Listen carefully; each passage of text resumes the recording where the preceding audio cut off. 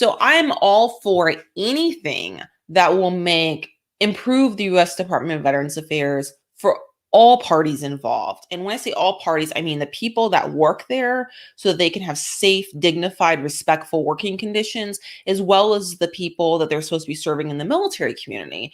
Because, I've worked in healthcare for most of my adult life, as you may or may not know, if you follow me closely at all. And I know that you can't have a healthcare setting of any kinds, mental health care, physical health care, any healthcare at all, if it's not healthy and respectful and dignified and safe for the people working in that environment, and to provide healthy, safe, dignified, respectful care for the people coming into that environment to be worked with, whether that be a virtual environment or that be a physical in-person environment or a hybrid approach, which is both basically. And I know from working at the U.S. Department of Veterans Affairs, that was not the reality of it at all for many people working there. Okay. I was one of them. And I know this organization doesn't like to hold people accountable, and they're well insulated from any justice or from accountability whatsoever. And they also hide behind their lawyers, the Office of General Counsel, OGC, which is the legal arm of the U.S. Department of Veterans Affairs. And they basically, despite whatever little propaganda they shove out the VA, go after people, go after whistleblowing employees, defame their character. That was my experience. They enable this behavior when the managers of the VA, the U.S. Department of Veterans Affairs, decide to defame a whistleblowing employee. The Office General Counsel, in my direct experience, enables that. I was one of those employees they did this to, and I was one of the luckier ones. Some of these employees that blow the whistle have their it's like their lives are blown up in many cases. I've read many instances where people's credentials are being attacked all of a sudden because they reported misconduct or some issue at the VA, and the VA managers are coming after them now to discredit them, to defame them, to destroy their reputations, to destroy their careers, not just at the VA, but anywhere.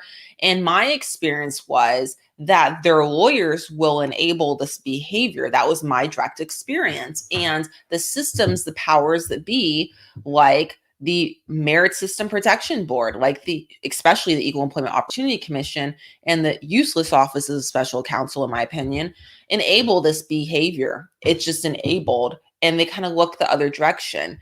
I do think it's because that they are very busy and they've got so many complaints. And I think there's so much just burnout probably of these well-paid government paper pushers that they just can't seem to care.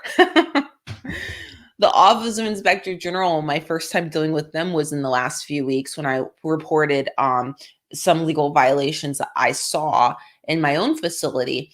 And, while they wrote a meaningful letter, which I covered in a different video / podcast, I found that when I thought back about it after I filmed the video / podcast, part of the complaint that I filed wasn't even formally fully addressed by the Office Inspector General of the U.S. Department of Veterans Affairs. And I think honestly, if I'm being really fair here, it's because they really are flooded with too many complaints, and they've just got to really prioritize, which complaint's going to come first. And they got to prioritize. The U.S. Department of Veterans Affairs is corrupt to its core, and it has an evil streak. It doesn't treat its employees are telling the truth and providing that excellent patient care with the dignity and the respect that they deserve more often than not. And many military veterans are not being given the assistance that they need. And I believe this because I've been one of them, and I've dealt with this in the years past. And so there's just a lot to that. So anyways, I don't want to be all one-sided. The U.S. Department of Veterans Affairs isn't all bad, right? You probably wonder, how can I say that, one of the things I just said? And the reason I say that is because there's exceptionally excellent people that do work for the U.S. Department of Veterans Affairs. Some of them are military veterans or community members, meaning caregivers, or maybe their spouses or children or something of military veterans, and are quite invested and do care a lot about military veterans and their outcome. Unfortunately, there's not enough people like that running the VA, and that's really where the problems come in. Also, Congress historically has enabled bad behavior at the VA. And I believe that this kind of continues onward through the civil service system, which is nothing but a problem.